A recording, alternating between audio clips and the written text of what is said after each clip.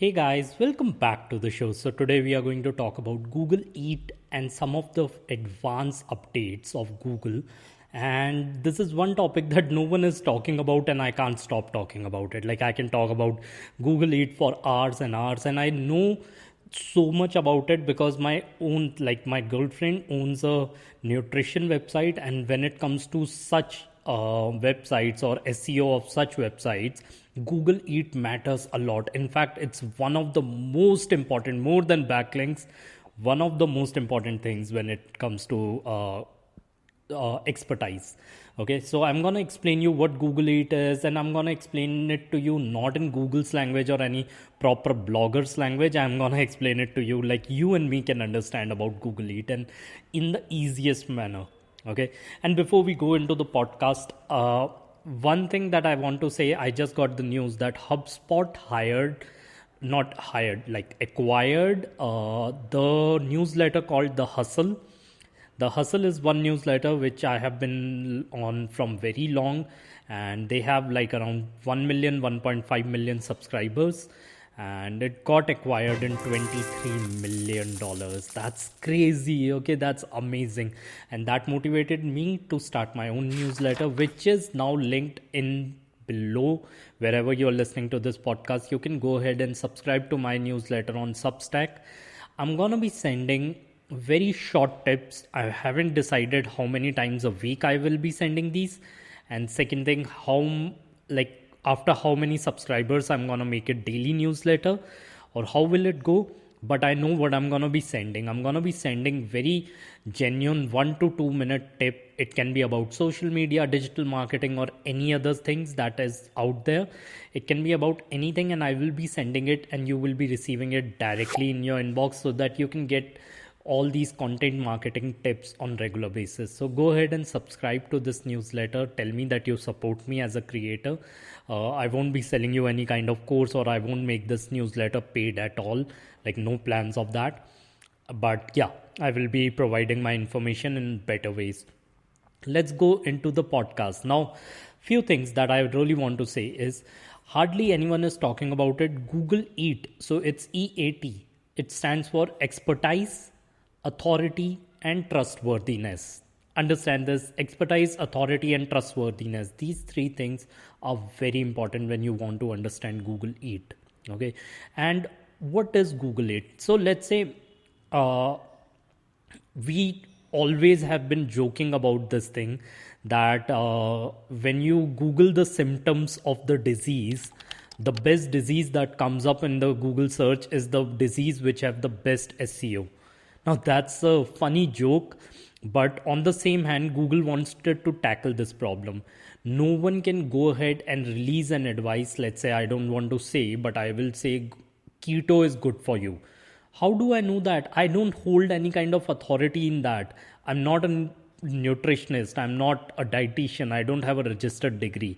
So just to tackle these problems that anyone can go online and give any kind of advice, people should not take advice from random person.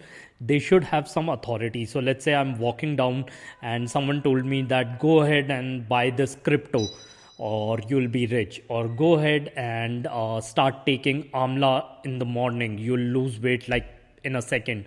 Or let's say start taking ginger. Actually, someone in my gyms told me that if you start taking ginger, you will not get corona. Like just eat raw ginger every morning. I'm like, go ahead, bro. Go ahead and do that. But yeah, so anyone can go ahead and tell you anything. And that's what SEO was back in the days, when anyone can go ahead and write about anything, and if they have done SEO well, it can rank, but not anymore. Now you need an authority. Google knows that who's the author of this blog.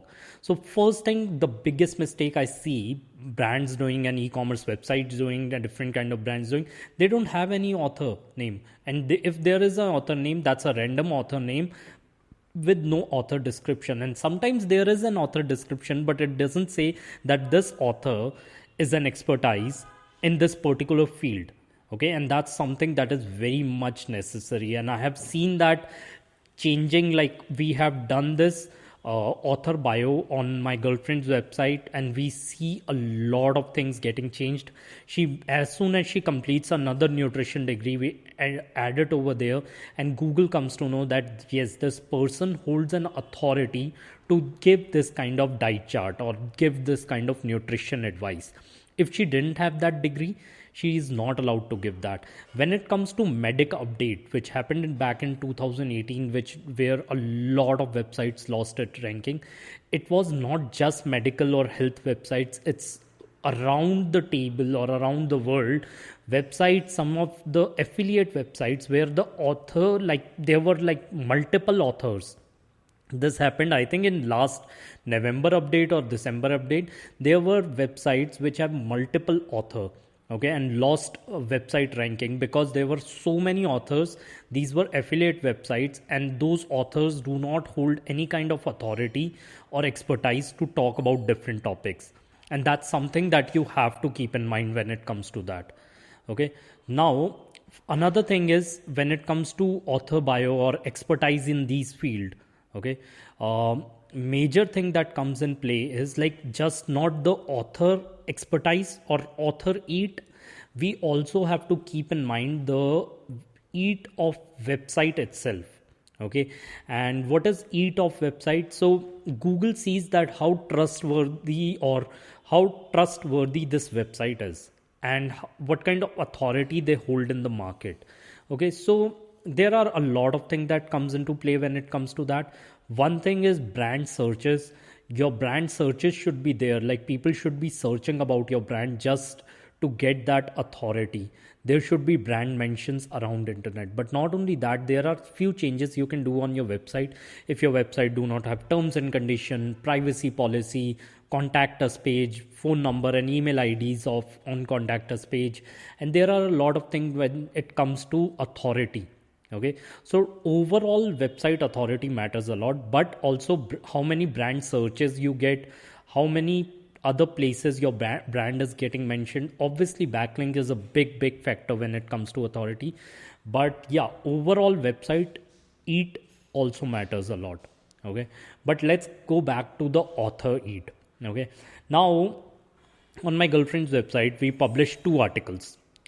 One says PCOS diet for Indians. Another says asthma diet for Indians.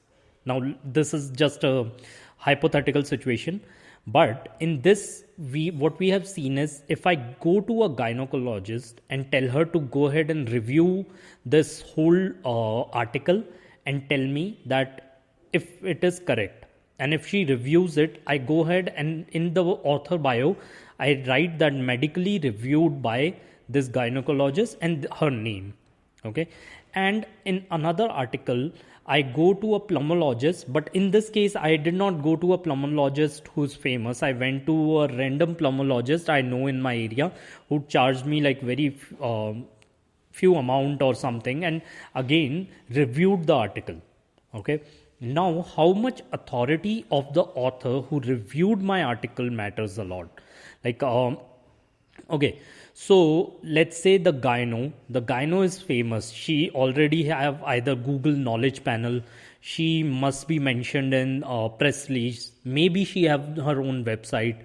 But Google knows that this is a trustworthy gynecologist. And this just have like Google local profile. He doesn't have a website, or he's just a pulmonologist who knows stuff.